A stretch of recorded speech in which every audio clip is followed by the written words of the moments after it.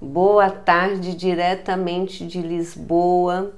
Gostaria muito de agradecer em primeiro lugar para o Marcelo, para a Tânia, por nos receberem no Instituto Veritas Liberar, para um podcast que vai com certeza tirar você da zona de conforto, porque nós vamos aprender muito sobre temas que nós vivenciamos todos os dias, mas muitas vezes nós não conhecemos profundamente. E ficamos com muitos conceitos, preconceitos a respeito de determinadas palavras, de determinadas ciências.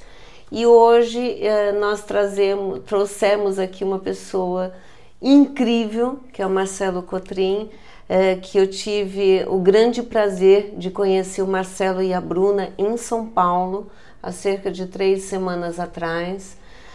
Comecei a mergulhar em todo o trabalho que o Marcelo faz, um trabalho lindo de despertar, e agora ele começa a iniciar, a lançar algumas sementes que vão criar raízes muito profundas aqui em Portugal. Vão ser lançados os 2 primeiros livros do Marcelo aqui, daqui 2 dias, na quinta-feira. Ele vai fazer uma palestra, vai fazer um workshop sobre temas interessantíssimos e mais do que interessantes, que vão nos ajudar a realmente dar um norte, uma luz para todo o nosso processo de evolução espiritual e do despertar. Então, antes de mais nada, obrigada, Marcelo, obrigada por estar aqui, obrigada, em primeiro lugar, por essa amizade que está nascendo, né? E tudo que estiver ao meu alcance, ao nosso alcance, para poder fazer com que mais pessoas conheçam tudo aquilo que você trouxe para o mundo já há muitos anos. Conta comigo, tá? Aqui em Portugal, no Brasil. Agradeço o carinho, tá bem viu, mesmo, Cláudia, agradeço mesmo. o Marcelo aqui, o carinho também recebendo a gente, a oportunidade que o Instituto também está dando. E vamos falar um pouco de quem é o Marcelo, né? Para a gente poder daqui a pouco começar na nossa viagem. Sim, com certeza. O Marcelo começou lá de moleque, na espiritualidade, de uma forma muito espontânea. Meus pais não são espiritualistas ou religiosos, né? Minha mãe, uma católica não praticante, meu pai se dizia cético, mas falava das forças invisíveis e de Deus o tempo todo. E só que eu sempre tive uma curiosidade inata, eu me vejo muito como autodidata, muito curioso, né? Então, com 8 anos de idade, procurando estudar espiritualidade, no que na época não tinha internet, imagina, né? Isso estou falando de mais de 40 anos atrás.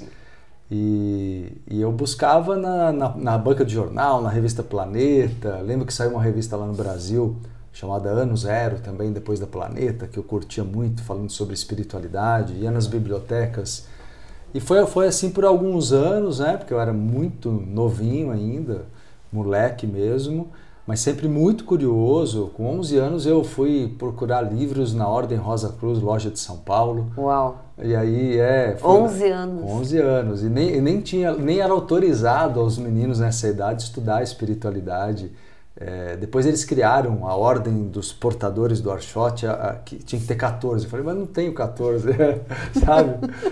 Dá para falsificar a identidade, né? Então nem consegui estudar lá, porque quando eu cheguei lá ainda não podia estudar. Mas eu comprei aqueles livros que eles vendiam para qualquer pessoa, né? E foi muito importante para mim, porque lá eu achei, por exemplo, 2 livros sobre um dos temas, entre vários, que para mim é muito importante, que é a vida oculta do Mestre Jesus Cristo. E lá eu encontrei as 2 obras, foi meio intuitivo mesmo. Eu falei, eu quero saber mais sobre Jesus Cristo, além do que é dito na religião. E lá eu encontrei. Então, e de lá para cá, me tornei, né, pesquisador, estudioso nesse tema também, sobre a sabedoria oculta de Jesus Cristo, entre outros temas. Que deve ser, quer dizer, que não deve ser de forma alguma publicado isso, né? Exato. Isso não é falado sobre essa vida oculta ou esse estudo oculto de Jesus Cristo. Não é mesmo. Até hoje eu vejo a surpresa dos meus alunos, eu tenho um curso sobre o tema, pretendo lançar livros sobre o tema logo, e eu vejo a surpresa grata assim, das pessoas e falo, puxa, que encantador que é Porque as pessoas conhecem Jesus Cristo como um Salvador, como a igreja apresenta. Ou como um mago. Então, mas a visão muito comum, Cláudia, é mais como um Salvador, que no final das contas, às vezes faz as pessoas acharem que elas não são tão responsáveis pela própria evolução, sabe? Então é importante entender Jesus como eu vejo, né? Como um sábio, um cara iluminado, um avatar, Sim. um cara enviado para cá para alavancar a evolução humana, mas não um salvador exatamente, sabe? Que isso acomoda uma grande maioria das pessoas, ao meu ver, né? Porque elas depositam a salvação para fora, né? Ou então elas esperam um padrão de comportamentos ou formas de ser para poder ser salvo ou poder se enquadrar num determinado perfil, onde você pode ser salvo ou não. Exato. Né? E na verdade não existe essa culpa toda que a religião, que muitas vezes a igreja impõe, né? O medo ou a culpa. Eu acho que está muito baseado na culpa e no medo, essa ideia mais religiosa até de Jesus Cristo também. Com certeza. Eu acho que as pessoas não conhecem de verdade quem ele é quando a gente estuda a história dele original, como essênio. Ele era um judeu essênio, ele nunca teve a intenção de criar nenhuma igreja, ele realmente ele amplificou, ele popularizou a filosofia essênia, que é maravilhosa, que é reencarnacionista, que ele ensinava, por exemplo, Jesus conduzia com os apóstolos exercícios de meditação para que eles fizessem viagens astrais. Existe um evangelho apócrifo. Para quem não sabe, os apócrifos são os evangelhos que a igreja subtraiu e proibiu. E depois foram redescobertos de 70 anos para cá pela arqueologia, cópias que não foram achadas pela igreja. Só 70 anos? 70, 80 anos só, que você vê como é uma coisa de revelação, né? Porque foram muitos os manuscritos do Mar Morto, Nag Hammadi, que é no Egito, foram achados textos lá também. Tinha um livro, que é esse que eu ia comentar, que é o Evangelho de Judas. Ele foi vendido para tantas pessoas que acho que ele foi achado, não sei se foi na Inglaterra ou nos Estados Unidos, num cofre de um banco. E é um documento que mostra uma conversa íntima de Judas, o Iscariotes, com Jesus, e ele era amigo de Jesus, muito amigo e admirador, ao contrário do que as pessoas pensam. E ele fala sobre a conversa mais elaborada, mais complexa que ele tem é com Judas. Judas era o cara mais culto do grupo. Então ele... Verdade. É verdade. Por que contam para nós uma história completamente diferente? Porque a igreja distorceu muita coisa, né? Para você ter uma ideia, existe um estudo que mostra que houveram mais de 4.000 distorções dos evangelhos pela igreja. Existe até texto medieval de um tradutor, isso anotações medievais, um tradutor brigando com o outro, dizendo como você pode distorcer esse texto. É uma coisa que tem até provas disso, então não é uma conjectura, é um fato. E tudo por quê? Para que a filosofia da religião católica fosse conduzida no sentido de que as pessoas ficassem dependentes e entendessem que só lá dentro poderiam obter a tal salvação. Sim. Por isso que a ideia do Salvador, ela infantiliza, eu digo, as pessoas. Porque Jesus veio ser, sim, ele é o Cristo, porque Cristo é um grau de evolução, existe uma esfera crística no mundo espiritual, existem muitos Cristos, e Jesus é um representante dessa esfera, um ser ascensionado, como diz a teosofia, né? Um ser ascenso. E ele realmente veio como modelo. Eu falo que ele trouxe para nós um manual de autossalvação maravilhoso. Ele deixou mais de 60 parábolas, sermões maravilhosos. E tudo isso tem um olhar oculto que a maioria não conhece, que é lindíssimo. Na verdade, o nosso caminho passa por encontrar divindade dentro de nós. Exato, exato. Eu acho que esse é o maior propósito, ou deveria ser o maior propósito de cada ser humano. Porque eu percebo que muitas pessoas estão muito distraídas, né? Distraídas com o dia a dia, distraídas com programas, distraídas com aquilo que nós recebemos muitas vezes da internet, informações completamente, eu diria, completamente distorcidas da realidade. E mesmo dentro de tantas informações que a gente recebe ligado à espiritualidade, ligado à evolução, a essa busca, existem muitas pessoas que não traduzem com veracidade, com lealdade, com princípios, com valores, coisas corretas. É uma coisa de sensação, porque no fundo, a frequência cardíaca, quando a gente sente uma informação, e é uma coisa que eu costumo falar muito no meu canal, é muito importante você sentir quando uma informação faz sentido para você. Né?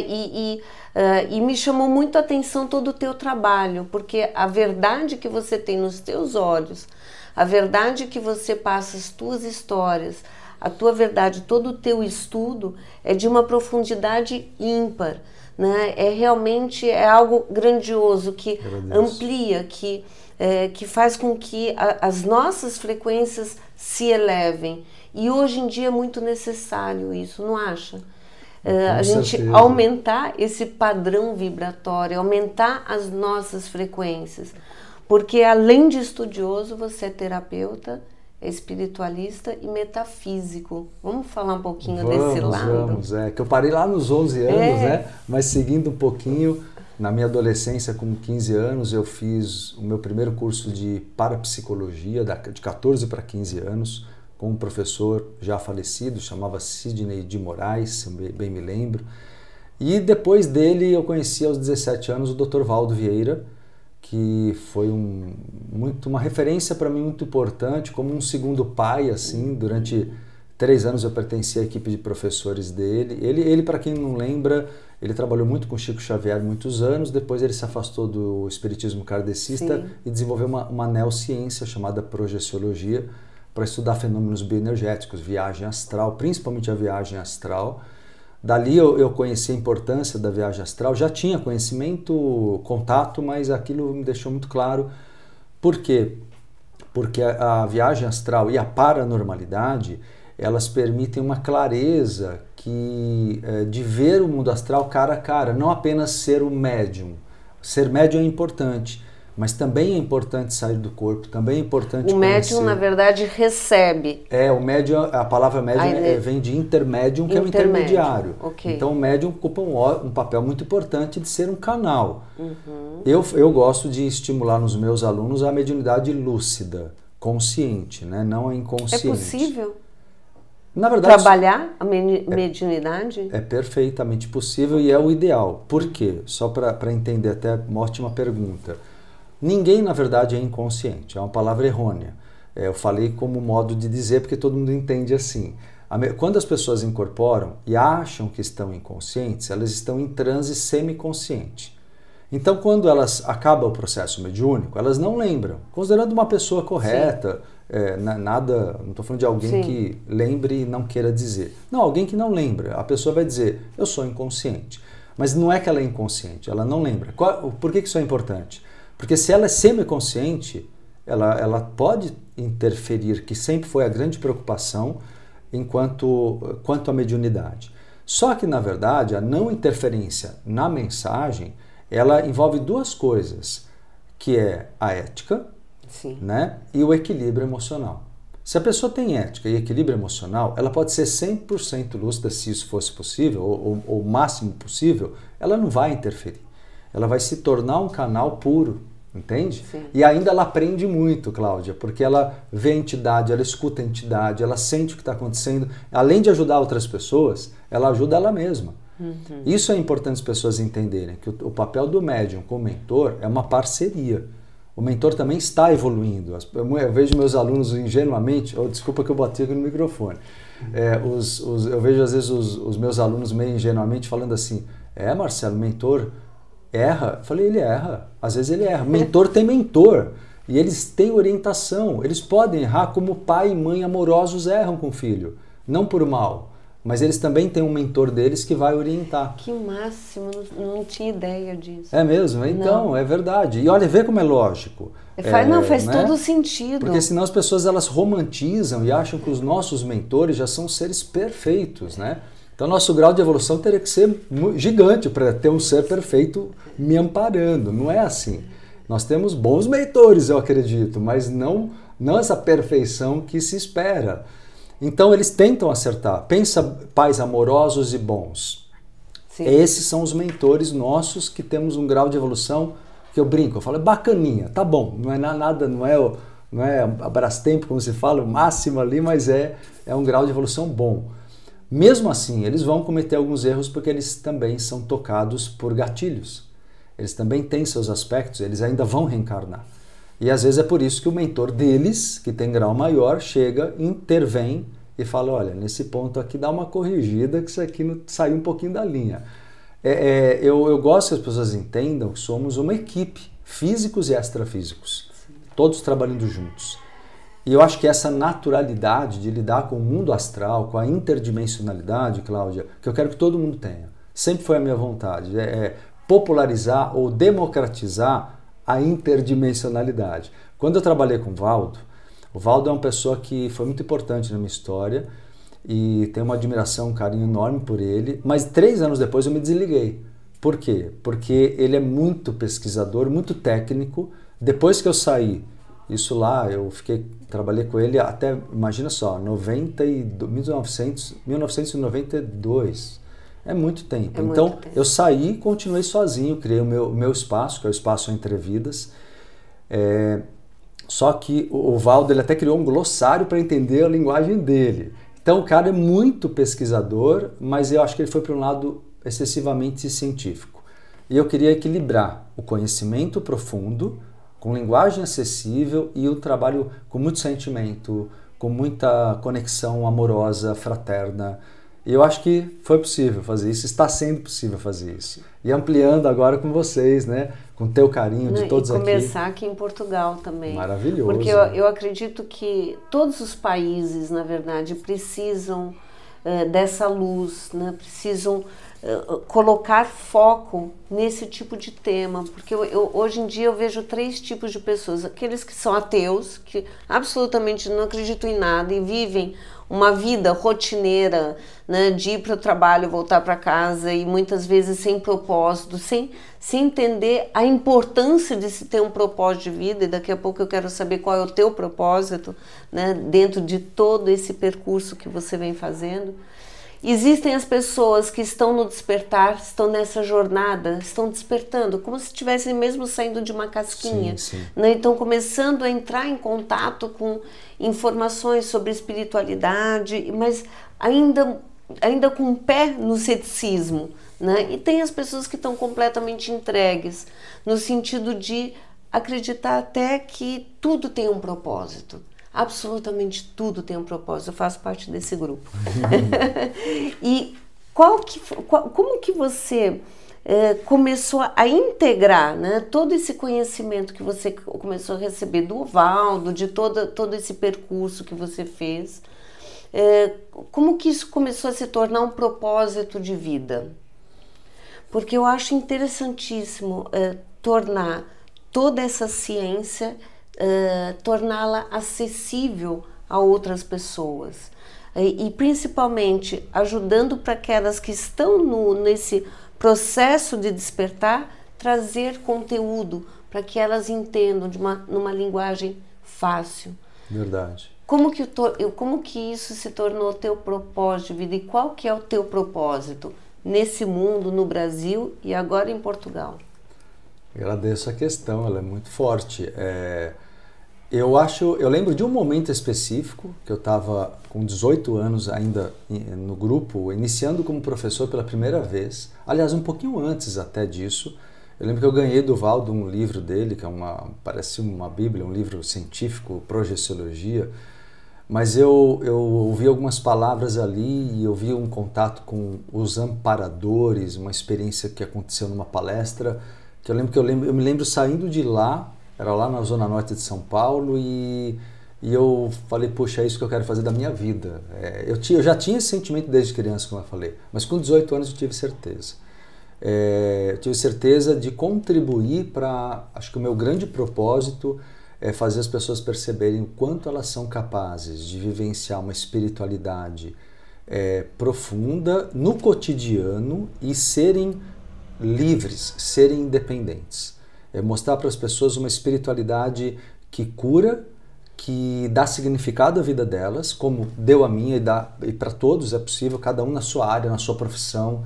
Eu até falo, as pessoas não tem que todas também serem terapeutas ou espiritualistas, porque às vezes as pessoas acham que quem tem uma vocação espiritual tem que estar nessa área. E eu acho que não, um arquiteto, um engenheiro, um médico, um vendedor, se a pessoa tem amparo, se ela faz aquilo com amor, ela tá jogando luz no mundo, não interessa de que maneira. Só que para isso... Independente da profissão. Independente, porque senão todo mundo vem para a área terapêutica e não é isso. Tem que vir quem tem que vir, né? Quem tem isso como essência. Mas eu acho que tem muita gente que tem vocação nesse momento, nessa encarnação, para fazer outras coisas, muito bem, com muita luz, e ajudar muita gente, milhares, milhões de pessoas. Só que eu vejo, o que eu sinto como propósito meu, ainda na sua pergunta, o meu propósito é tirar o divino do altar e trazer para dentro. É fazer as pessoas perceberem que elas são divinas, elas são deuses e deusas internamente, porque todos temos o masculino e o feminino em nós. Então é realmente com isso fazer cada ser humano ter coragem de se curar, porque o mundo está doente pelo mal que a religião causou nos últimos milhares de anos. A religião, ela reprimiu, usando palavras de Freud até, e outros, né, importantes psicólogos e psicanalistas, Jung, a religião, ela reprimiu o ser humano. Então, quando você vê, por exemplo, explosões de guerra ou de uma sexualidade desenfreada, é o lado sombra da humanidade. Como nós temos o nosso individual, a humanidade tem. Só que como a religião causou nas pessoas, o que você falou agora há pouco, a ideia de culpa, que eu acho terrível. E inútil. Porque não existe pecado, então não há por que ter culpa. A gente acerta e erra, e isso é humanidade. Né? Isso é humanidade. Então, somos humanos e vamos acertar e errar, e isso justifica o aprendizado da nossa encarnação. Sim. Ninguém veio aqui para ser perfeito. E quem tenta ser perfeito, porque a religião impõe, nunca chega à perfeição, mas torna-se perfeccionista, o que é doentio. Ok. Entendeu? A pessoa torna-se, ela tem medo de errar. E o medo de errar impede a evolução. Então, algo que eu vejo tanto no meu trabalho como terapeuta, na parte psicológica, ou quando eu ensino o poder que cada um tem na lei da atração, porque é demonstrar o poder magnético existente em cada um. Ou seja, se a pessoa tem riqueza ou pobreza, doença ou saúde, amor ou abandono, tudo isso é resultado do mérito que ela cria hoje. Não por causa de uma vida passada, mas hoje. Ah, mas e o que ela fez em vida passada? Conta? Conta, porque nós somos uma sequência. Como dizem os espíritas, como dizem os budistas, nós temos karmas antigos que vêm, só que hoje você tem a possibilidade de mudar o teu destino e é só hoje. Não existe passado, não existe futuro. Isso também na física quântica, não existe passado e não existe o futuro. Perfeito. Só existe o aqui e o agora. Perfeito. E por que existe, por exemplo, o que é um milagre? Milagre é quando ocorre um salto quântico, quando uma pessoa, consciente ou não, percebe que ela pode superar um processo kármico numa fração de tempo muito pequena. Porque é possível. Então o que nós precisamos... Que é a cocriação.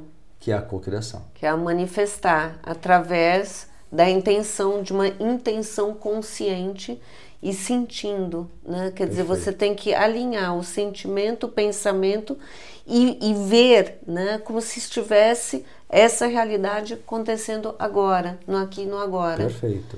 Existem várias, vou até complementar a sua fala, Cláudia. Existem várias camadas de realidade quântica paralelas. E a questão é você se deslocar.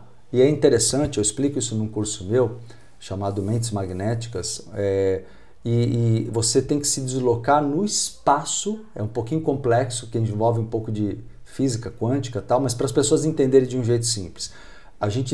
Nós nos deslocamos no espaço-tempo para um outro estado do eu. Se eu conseguir me sentir essa nova pessoa, colocando em palavras mais simples, se eu conseguir me sentir essa nova pessoa, eu automaticamente mudo o meu destino. Porque eu mudo a frequência, que você domina esse tema, você muda totalmente a tua frequência, e se eu mudo totalmente minha frequência, todos aqueles karmas negativos, eles deixam de me afetar. Eu neutralizo. Jesus Cristo... Que é a mesma coisa quando falamos sobre ressignificar um trauma. É mais que isso. É mais do que isso? É mais. Ressignificação é fundamental. Nós vamos fazer isso no curso agora no final de semana, no sábado, que é a ressignificação. O que é ressignificar? É quando eu olho para um trauma e eu olho de outro ângulo. Eu tiro aquele símbolo que o trauma tinha de uma coisa que me diminuía, eu tiro disso, entendo que o outro, com empatia, com compaixão, eu entendo que o outro é humano, erra, não estou desculpando ele, ele tem a culpa dele, mas eu entendo isso e saio da condição de vítima. Isso é ressignificar, resumidamente. É mais do que perdoar, porque perdoar é doar duas vezes, né? Exato. É se tirar daquele papel. Eu acho que você falou uma coisa tão importante, porque em geral, quando a gente fala em perdão, ou quando alguém fala sobre uma raiva, uma tristeza, algo que aconteceu traumático, seja na infância, na adolescência, não importa, ou em outra vida até, tá tudo ligado ao outro. E quando a gente fala que a gente precisa perdoar o outro, a gente precisa ultrapassar determinada dor, é sempre em relação ao outro. Parece que isso nos distancia da nossa divindade. Porque, na verdade, é o nosso papel que tem que ser transformado naquela relação ou naquele cenário mesmo. Sim. É mais ou menos isso. Puxa, perfeito. O perdão eu vejo como um caminho necessário. Nós precisamos, no geral, muito do perdão, mas um perdão que eu chamo de psicológico. Eu diferencio do perdão religioso. Ótimo. Porque o perdão religioso, ele é um perdão para convenções, para você sustentar relações familiares, sociais. Ele é conveniente e muito difícil de verdade ser feito, porque a maioria não atinge o psicológico. Então a maioria, quando perdoa religiosamente, perdoa meio que por uma obrigação religiosa e não precisa ser um frequentador de uma religião, porque está no inconsciente coletivo. Só a Igreja Católica tem 1.700 anos de existência. E ela criou um padrão de obrigação com o perdão, né? Vendia o perdão na Idade Média. Então, na verdade, né, é uma coisa bem longe do que a gente entende hoje aqui como perdão. Então, eu faço essa separação. Perdão psicológico, ele já é um perdão, eu falo que é um perdão inteligente, porque no perdão psicológico não envolve o outro, envolve só você. É você entender que a hora que você eliminar os ressentimentos, que é de onde vem a frequência, da emoção, do sentimento, eu dou ressentimento de mágoa, aquelas 5 emoções que eu te falei outro dia, vamos raiva, repetir isso. Vamos lá, raiva, mágoa, medo, culpa e dó, 5 emoções, que se você elimina 5, você está feito na vida, na encarnação, sim. Porque é tudo que te faz aprisionar karmicamente são essas 5 emoções, para ser didático assim, né? E essas 5 emoções, se você perdoa, eliminando o ressentimento, envolve ressignificação, como você sim. Puxou o tema. Se eu consigo perdoar psicologicamente, eu saio daquela frequência e da submissão ao passado e àquela pessoa, porque aquela submissão, ela não termina nem 50 anos depois se a pessoa tiver ressentimento. Para ela sair da submissão e renascer, ela precisa perdoar psicologicamente. Então o perdão psicológico ele é um caminho necessário. E é o que eu falo, se você quer ter uma relação com o outro, cria um novo ciclo, modifique-se, porque as pessoas têm liberdade para isso. Uhum. Então, lógico, né? Todo mundo tem livre-arbítrio. Querer continuar uma relação com alguém a quem se perdoou é um direito, mas não é uma obrigação. E se quiser, seja uma nova pessoa para que o novo ciclo não repita os antigos erros. Mas o perdão psicológico ele gera uma libertação, um corte, eu chamo de corte emocional, que associado a um corte energético, áurico, gera o corte que eu chamo de kármico, que junta o emocional e o energético. Okay. O corte kármico é libertação completa e a pessoa realmente ela saiu quanticamente daquele velho eu que eu estava comentando. Ela foi para uma nova camada de um novo estado do eu. E isso permite ela atrair abundância se ela não estava conseguindo, a saúde dela é recuperada, o sentimento de abandono deixa de existir. Ela sai do padrão mental e da egrégora na qual ela estava iludida, né? Que eu chamo até num livro meu chamado O Poder da Lucidez, mas não é o que eu vou lançar aqui, é um que eu lancei no Brasil. eu chamo de metaverso psíquico, comparando com o metaverso do aspecto da internet, né? Quando falamos em informática, sim, que é um universo paralelo ali, virtual, né? A palavra é virtual. Então, eu comparo com isso. As pessoas vivem em metaversos e não percebem, que são bolhas de ilusão. Então, é preciso quebrar essa bolha de ilusão. Ela tem que... Aí vem o despertar, vem a coragem de desapegar-se, né, Cláudia? Porque... É um desapego. No fundo, é um desapego até a papéis que muitas vezes nós vivemos, né? Estamos ali presos a esses papéis. Né, e que geralmente estão ligados a esses 5 sentimentos. Exato. Né, quando a gente fala de relações tóxicas, quando a gente fala de tantos tipos de relações que nos aprisionam e nos tiram a ideia, ou pelo menos a sensação de evolução, porque a gente joga para fora uma responsabilidade que é interna. Existem ferramentas para isso, para ressignificar todas essas emoções? Com certeza, existe um método, eu pelo menos desenvolvi com os meus estudos de uma forma própria, que toca, claro, em várias linhas de pensamento, mas eu criei um jeito próprio de trabalhar, né? São 35 anos já atuando, então a gente imprime ali a nossa forma de ser, né? E eu vou eu vou tentar resumir para as pessoas, sim, até entenderem que não é tão difícil. Identificar o problema é o primeiro passo, porque quando você se conscientiza, isso a psicologia ensina claramente, conscientização do teu lado sombra é o primeiro passo para a cura. Então, conscientização ou clarificação, o clarear da mente. Segundo passo é a pessoa pegar aquilo que entendeu que precisa mudar nela, e aí ela precisa da ressignificação. Primeiro ela toma consciência, aí ela ressignifica. O que significa? Eu vou olhar aquilo sem vitimismo, basicamente é isso. Eu vou sair do vitimismo, isso é ressignificar. Eu tenho que entender que aquilo, eu tenho uma responsabilidade na lei da atração. Lembrando, quem está tendo contato agora com a minha forma de ensinar, que lei da atração e karma são sinônimos. Porque o karma é exatamente a vibração e a consequência, a causa e consequência, a ação do inconsciente e a reação do mundo. Então, as pessoas ainda não perceberam, muitos, né? Alguns sim, outros não, que são conceitos idênticos. Semelhante atrai semelhante. Semelhante atrai semelhante. Então, você entende que isso venha de uma vida passada, ou venha do astral, ou venha dessa vida mesmo. Ou seja, isso mostra, por outro lado, que podemos mudar o nosso karma, mudando a frequência, mudando a lei da atração. Sim. Por isso que o karma ele pode ser superado mais rápido do que muita gente pensa, quando as pessoas ficam muito presas, às vezes, a uma ideia de ter que sofrer, que é um padrão da Matrix. E da religião que vem também. Da religião, que vem da religião. A religião determinou muito da Matrix, né? Que é a matriz do pensamento coletivo da humanidade. Muita gente fala sobre essa Matrix, mas muitas pessoas não entendem direito o que é a Matrix. Quando a gente fala, tenho que sair da Matrix, para onde, né? É uma porta que se abre e vai para outro lugar. É bom falar. Eu acho que é importante esclarecer o que é essa Matrix. Todo mundo fala, não, vamos sair da Matrix, a humanidade tem que sair da Matrix. Onde que é isso, né? Tem um elevador, tem um botãozinho para apertar, né? Qual que é essa viagem? A gente sabe que é uma viagem para dentro, né? Não é uma viagem para fora. Exato. Eu diria, resumindo assim, para quem está tendo contato agora com o conceito, tua pergunta é ótima, Matrix vem de matriz, o matriz do pensar e sentir, a matriz do pensar e sentir. Tem 2 tipos de matrix, a matrix humana, que a gente já vai explicar o que é, e a matriz divina, que é a fonte da abundância plena. Então, o que é a matriz humana ao qual temos que nos libertar, sair dela?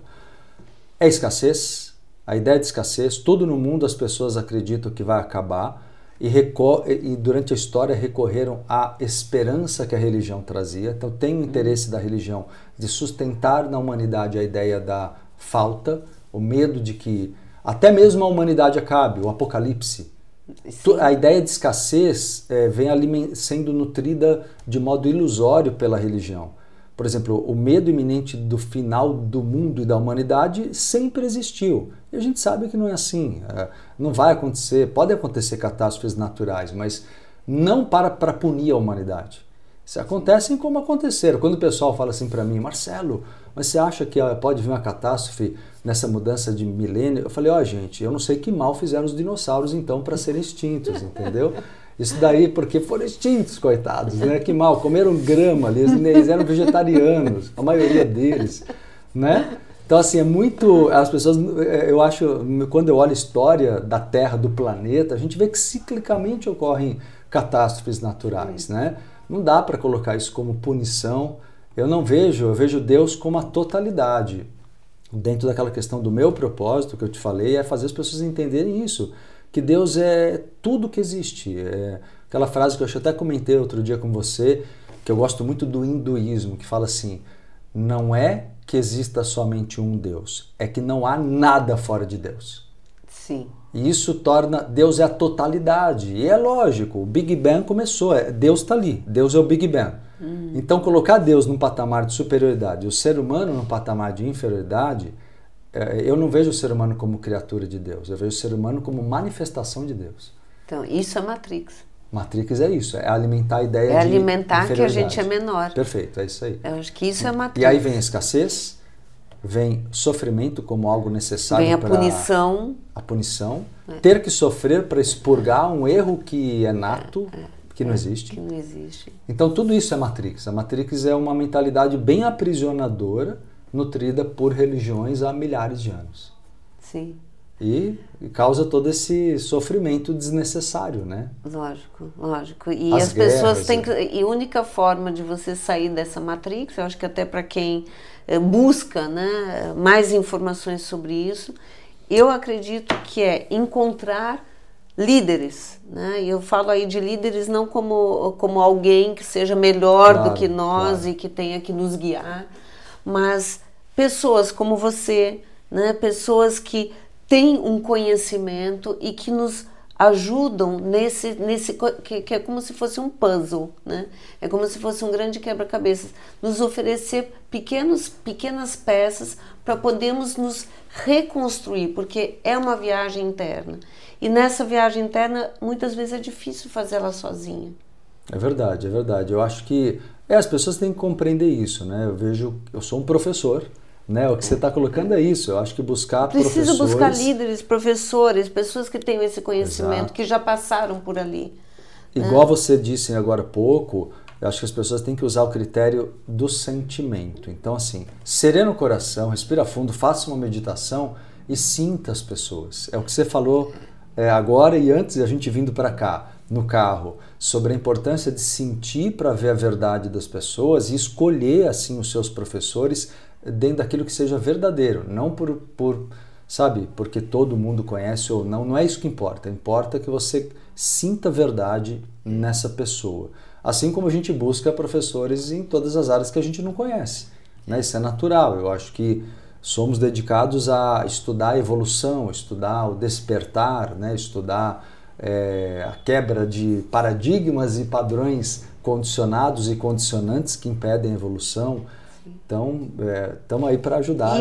E experimentar vários tipos de informações, né? Vários tipos de terapias também, porque existem hoje muitas ferramentas, existem workshops, existem cursos, existem ferramentas até de terapias integrativas que também podem nos ajudar a sempre expandir algum aspecto da nossa vida, porque a gente não é só um aspecto. Sim. E muitas vezes o nosso corpo, às vezes o nosso emocional, às vezes a nossa energia precisa de uma ferramenta diferente em Sim. determinados momentos, né?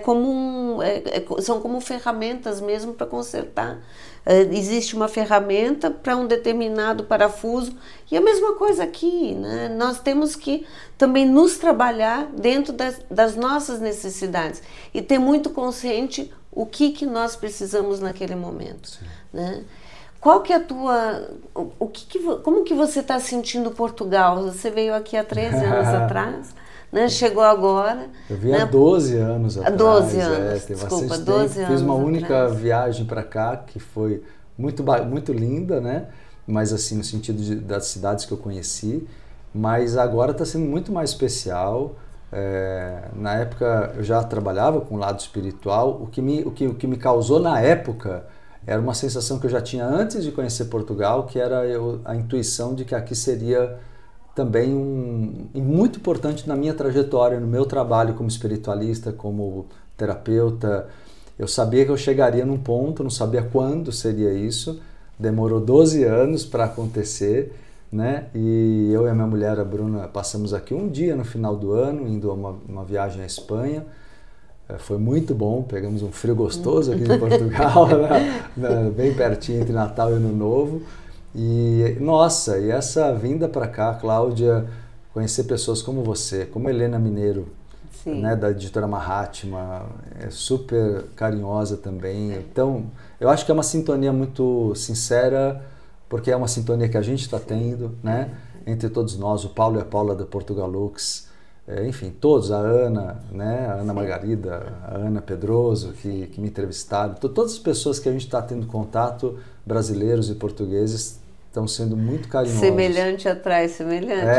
Exato. Eu gosto muito disso que você fala muito, que essa rede de pessoas se ajudando aqui. Eu acho gostoso isso. Lá no Brasil é tudo muito grande, a gente até tenta criar isso, né? Você sabe, você é de lá, mas é um pouco mais complexo, né? É mais complexo. Tudo muito rápido, como você disse. E tem muita gente fazendo não falam a mesma coisa, mas coisas parecidas, né? Tentando despertar, cada um da sua forma, que são excelentes, né? Tem muitas pessoas muito boas. Verdade. Mas você vem para cá agora para começar a criar as suas raízes aqui. Verdade. Também. Olha, eu estou muito feliz lançando 2 livros, vindo com palestra, com curso essa semana. Vamos falar um pouquinho do tema, né? Como que esses 2 livros que você está trazendo para Portugal se entrelaçam com a metafísica, se entrelaçam com a espiritualidade e com um tema que eu gosto muito, que é a coerência. Sim, perfeito. São 2 títulos, né, que a Helena falou vamos já lançar 2 títulos. Eu falei, ótimo, aqui dos 4 títulos que eu já lancei no Brasil. Um deles chama Resgatando o Seu Poder Pessoal, que ele eu falo que é um manual maravilhoso. É um manual de prosperidade, muito didático, como tudo que eu faço, mas com muitos insights interessantes. É para que a pessoa comece a trabalhar a sua autoterapia, com a minha orientação guiando, mas dando a ela ferramentas de autodescoberta que ela vai poder usar para sempre. Então, eu ensino ali como a mente funciona, a tela mental, a consciente, subconsciente, inconsciente coletivo, e a partir daí como curar os traumas, como ressignificar o passado. Então tem toda essa visão. Depois eu começo a trabalhar, após a cura do passado, a prosperidade daqui para frente, o novo eu. Então traçar metas e objetivos, como co-criar no sentido da visualização criativa corretamente feita, porque tem muitos enganos sobre isso. Como trabalhar, e eu dou atenção a 4 setores ali, que é amor, trabalho, dinheiro e saúde. Então tem capítulos específicos para trabalhar esses 4 grandes temas, e no final a pessoa tem uma meditação guiada por mim para dar, que o exercício prático é muito importante no meu trabalho. Então tem uma meditação guiada para conseguir ajudar, né, nessa reprogramação que o livro teoricamente traz. Então o Resgatando o Seu Poder Pessoal é um título, e o outro título é A Cura da Procrastinação. Que é um tema forte, para tirar as pessoas da zona de conforto mesmo, né? Exato. A procrastinação, que é o adiamento eterno, né? As pessoas que adiam muito, eu acho que isso aí todo mundo tem um pouco disso. Fazem uma faculdade, depois fazem outra, para não cair no mercado de trabalho. Perfeito. Né? Quantas pessoas fazem isso? Começa um curso, começa outro curso, e ninguém se especializa em nada, né, na verdade. Exato. É para não se responsabilizar. É o eterno adiamento. É o eterno adiamento. É o eterno adiamento, e eu falo no capítulo do livro que é a arte da evitação. A pessoa evita, ela se torna boa nisso, cheia de justificativas, ela infelizmente não percebe que o problema dela tem raízes na infância. E o que eu quero mostrar no livro é isso, sabe, Cláudia? Tudo que eu via de material sobre livros e sites sobre procrastinação, ajudando as pessoas, focava muito na auto-organização. E eu quis fazer um livro focado na cura da raiz do problema, e não só na auto-organização. Está ligado à infância, então? Totalmente. A procrastinação está ligado ao medo de errar, ao medo da rejeição, ao medo da crítica. Todos esses medos que fazem a pessoa procrastinar. Ela adia para não sofrer. É um mecanismo de defesa. É um mecanismo de defesa do ego. Por isso que eu criei essa abordagem que pelo que eu tinha visto, é nova, assim, nessa forma, de entender raízes psicológicas mais profundas do porquê procrastinar. Curou essas raízes, a pessoa para de procrastinar. Não adianta simplesmente se munir de muitos... As pessoas falam, não, para você... Métodos. Métodos. Então põe post-it, põe alarme no celular. Com post-it, geladeira, frigorífico, no espelho. Ajuda, mas isso fica muito... gera um estresse, porque a pessoa não está... o medo da crítica continua ali, o medo de errar continua ali, entendeu? Então é bem legal a abordagem desse livro também. E agora edição com tradução para o português de Portugal, né? Fiquei muito feliz com isso. E agora depois de amanhã, né? Quinta. Na quinta-feira, dia 18. Aqui, dia 18 de abril, no Shopping Cascais, na FENAC do Cascais Shopping. Vamos ter o lançamento desses 2 livros do Marcelo. Na sexta-feira, já sei que você tem uma palestra gratuita, mas precisa fazer inscrição. Quer falar um pouquinho dessa palestra e do workshop do final de semana? Convidar todos. Sexta-feira, então, dia 19 de abril, 19 horas, palestra gratuita. Como você disse, tem que se inscrever. No meu site tem todas as informações, se me permite passar. Entrevidas. Palavra toda junta, né? Entrevidas.com.br. Vai no link Agenda, lá a pessoa tem os detalhes para se inscrever, tanto para a palestra quanto para o curso de imersão. Também pode encontrar no Instagram. No Instagram também. No meu Instagram também tem, no link da bio também tem. Perfeito, acessa, vai, encaminha. E então, tem no Portugal Lux também. Ótimo, no Portugal tem várias Lux, formas. Ou no meu, que é o @Marcelo Cotrim Oficial. Sim. Então, na sexta, a palestra é sobre inteligência emocional e inteligência espiritual, trazendo um pouco dessas duas abordagens, com exercício prático que eu sempre gosto de fazer. O pessoal já vai amar, quem quiser estar lá, e tem limite de vagas por ser gratuito, mas é presencial, então todo mundo tem que garantir vaga e se inscrever. No sábado e domingo é um curso só, de final de semana, de imersão, que é o método completo de inteligência emocional e inteligência espiritual. Que é o dia inteiro, vamos almoçar juntos no sábado, no domingo.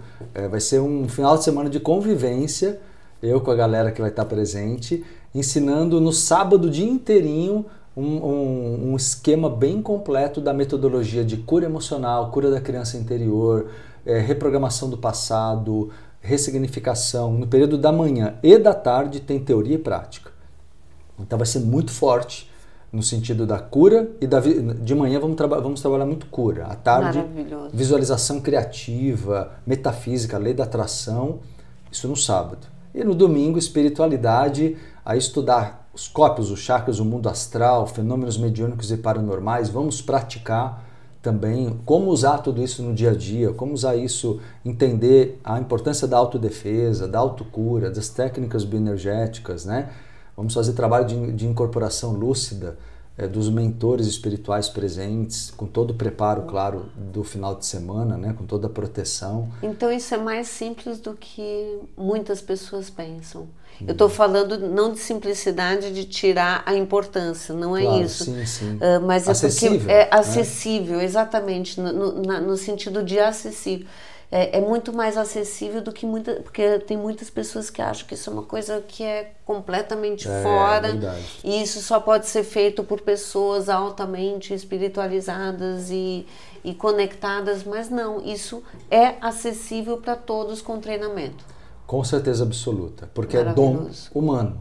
O que as pessoas têm que entender é que a mediunidade e a paranormalidade, elas são utilizadas por cada religião ou cada linha filosófica de um jeito. Cada um usa da maneira que entende. Mas é um dom natural e humano. Então as pessoas têm que aprender a administrar isso.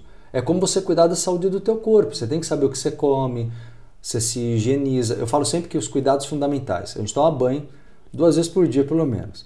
A gente pega e se alimenta 3, 4, 5 vezes. Cada um faz um esquema de alimentação, que é a nutrição, e se protege com roupa e sapato. Essas 3 coisas, todo mundo tem que aprender a fazer com o corpo energético, o corpo astral, todo dia. Purificação áurica, é revitalização, como se fosse uma nutrição, e é proteção áurica, campo de proteção.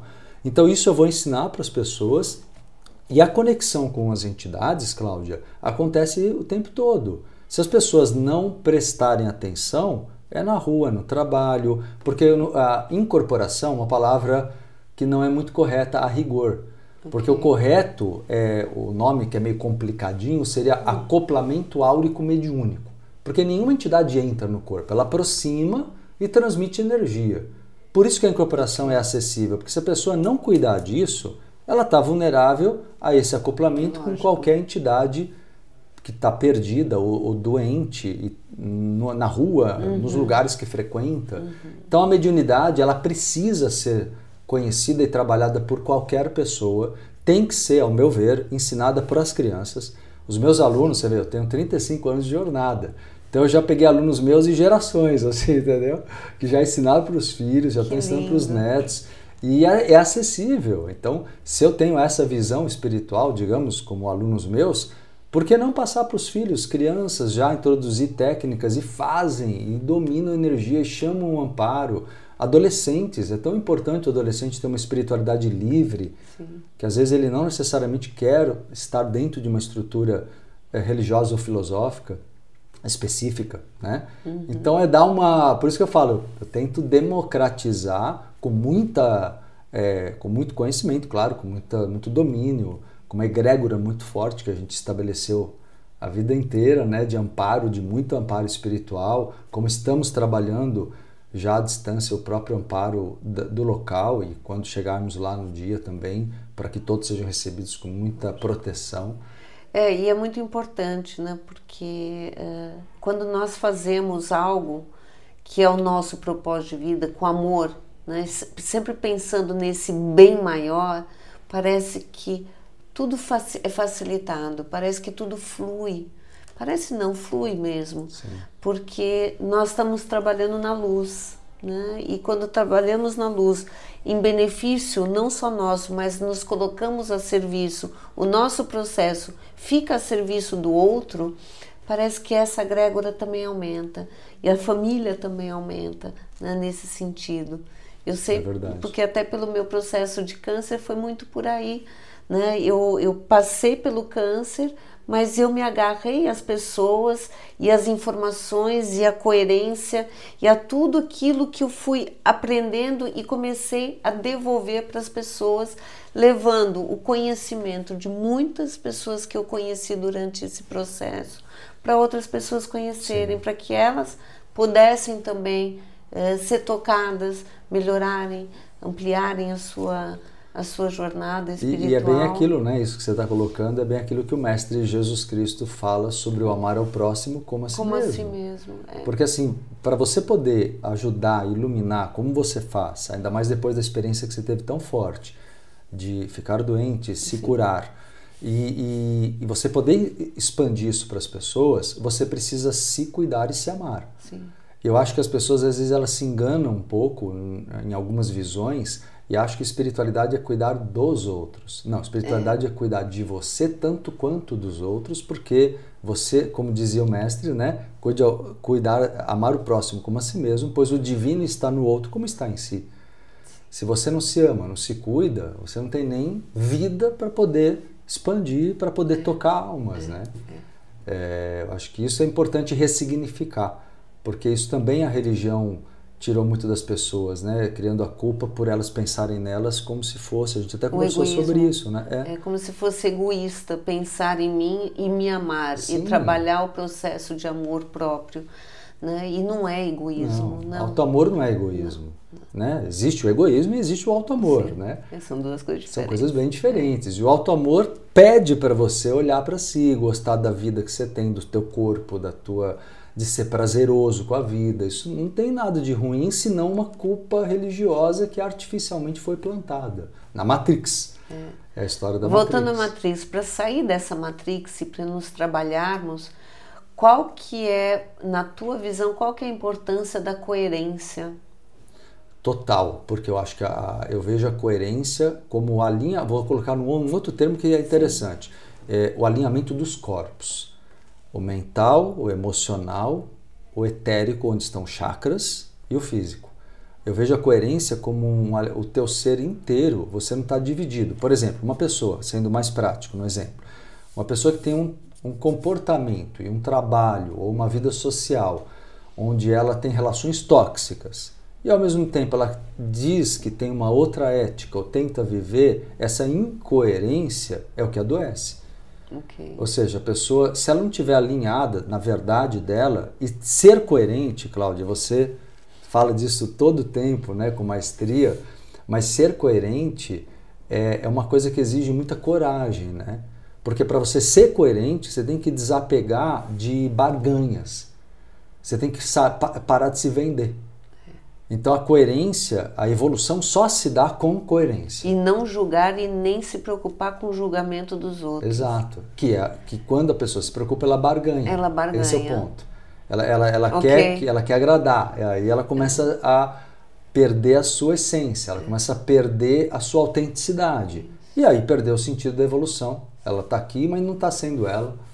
Né? Então acho que a coerência está o viver, eu chamo muito sobre... Eu falo sobre isso também, mas eu falo muito no sentido de viver pela essência, que é essa coerência da essência espiritual com o modo de pensar, né, de sentir, de agir, com o vibrar principalmente. Vibrar. Que é assim, a coerência da intenção que está na raiz da lei da atração. E no propósito. Exato. Né? Porque toda intenção tem que ter um propósito. Né? Exato. Essas frequências elas têm que colapsar também, né? Com certeza. Tem que colapsar. Mas se a pessoa entrar numas de ceder por... O que faz ela ceder? É importante o pessoal pensar um pouquinho nisso. É quando você tem carência e medo da solidão. Aí você cede e não é você. Ou quando você tem medo de se posicionar e também o medo de perder alguma coisa. Perder importância diante dos outros. Pode ser da família, pode ser da sociedade. Geralmente é uma vaidade... que não é física, não tem nada a ver com autocuidado. Vaidade que eu falo de querer parecer alguém agradável diante da sociedade. Ou agradável, ou poderoso, sei lá, máscaras, personas. Enquanto a pessoa sustenta máscaras, ela não evolui e não há coerência. Eu vejo a coerência como um tirar de máscaras que exige a coragem de desapegar-se. Né? Que eu acho que o maior apego que as pessoas têm é o apego às máscaras. É verdade. Né? As personas que são criadas, que vêm desde a infância, que são criadas na educação, com pai, com mãe, porque os pais já têm essas máscaras e a herança de máscaras, né? Passa de geração para geração. Vem numa caixinha assim, presente. Exato. E daí vem constelações sistêmicas, tantas coisas que ajudam também nesse processo de ressignificar, né, às vezes, papéis que a gente vive que vem lá de trás também. Que são as tais fidelidades e lealdades invisíveis, isso, né? Isso. Que as pessoas sustentam sem perceber. Mas às vezes, não, mas eu digo, sim, o lado positivo sim, mas o lado negativo é quando a pessoa... Mas honrar também às vezes pelo negativo. Isso, perfeito.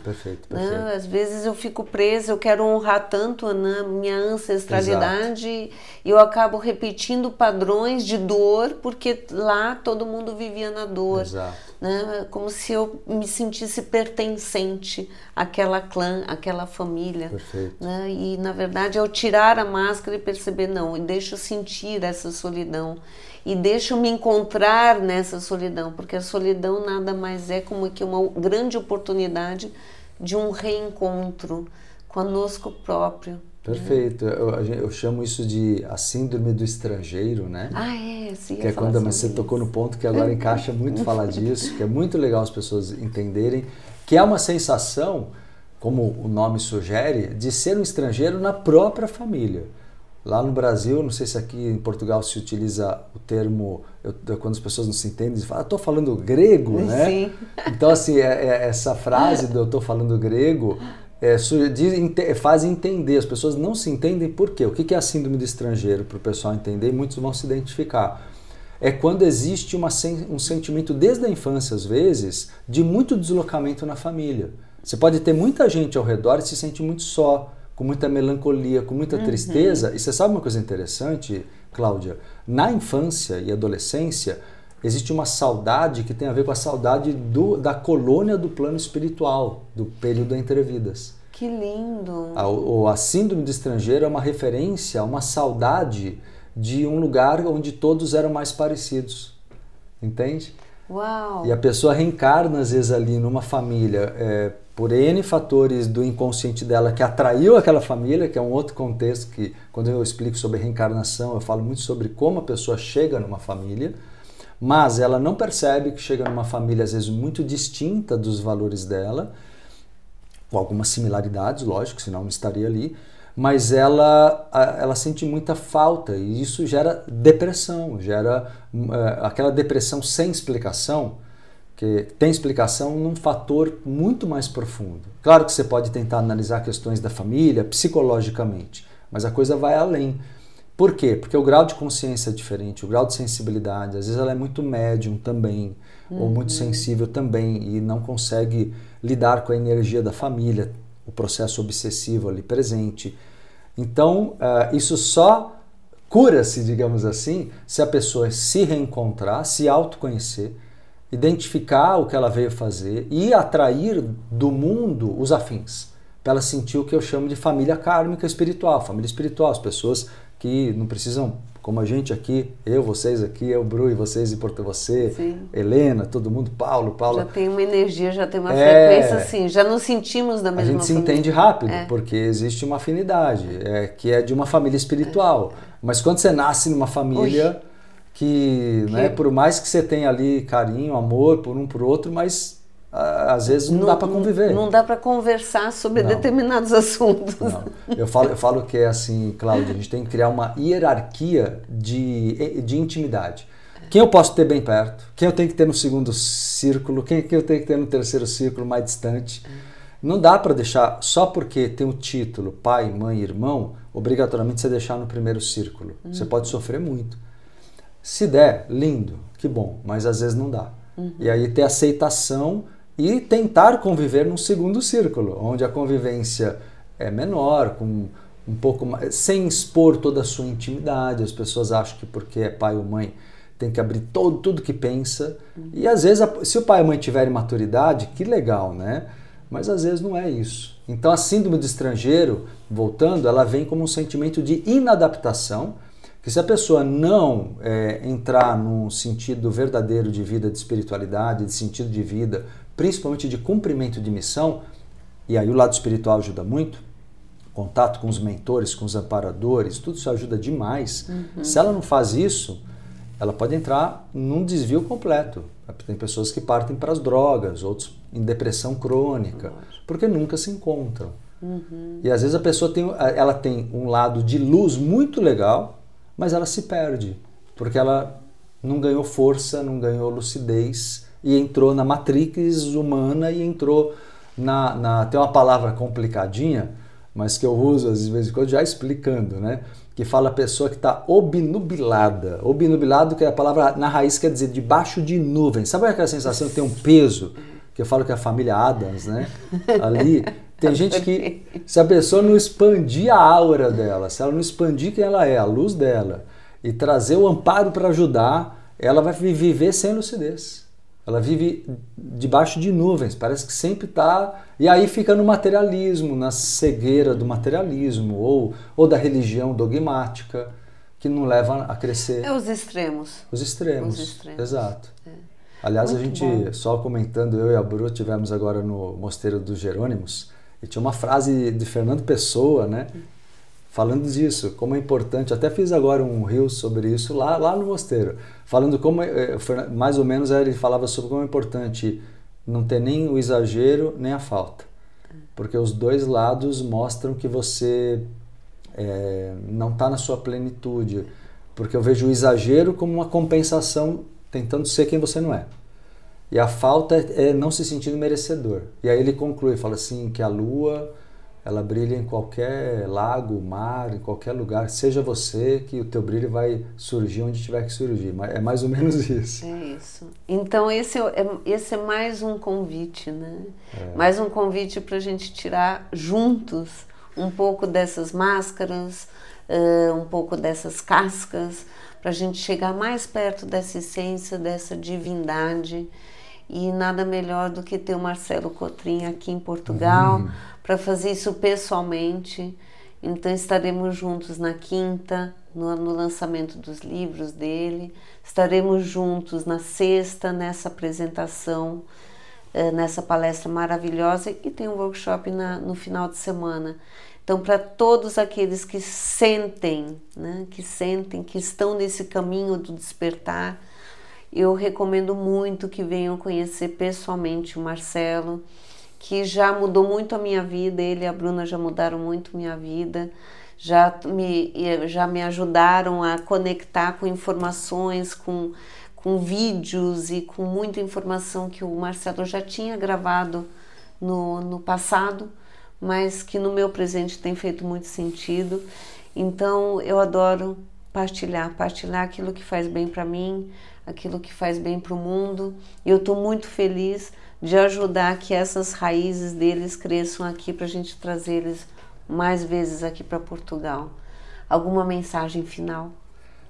Poxa, eu espero que as pessoas procurem confiar mais no que sentem, como você disse, na essência, e tenham coragem de fazer isso, porque, como dissemos aqui, é revolucionário, né? Como diz a palavra revolução, é a retomada da evolução. É revolucionário confiar em si num nível mais profundo. E as pessoas têm que se acalmar, serenar, meditar, chamar seu mentor, anjo da guarda, como quiser chamar, mas confiar no que sente e apostar em si num nível profundo mesmo, para que cumpram o motivo de estarem aqui nessa encarnação. Sem dúvida, porque é mais importante a gente crer para ver do que ver para crer. Né? Exato, exato. Quero agradecer também você, Cláudia. Imagina, agradecer o Marcelo. Marcelo, afinal, só a verdade liberta, né? Veritas liberar. Então, a gente está muito agradecido por esse espaço, né? Nesse instituto que também é todo o coração, é todo essa pureza de essência que o Marcelo tem, a Tânia. E para mim é uma delícia poder conectar essas pessoas de luz na minha vida. Gratidão, Marcelo. Eu que agradeço. Obrigada. É só o começo. Agradeço. Obrigada, Bruna.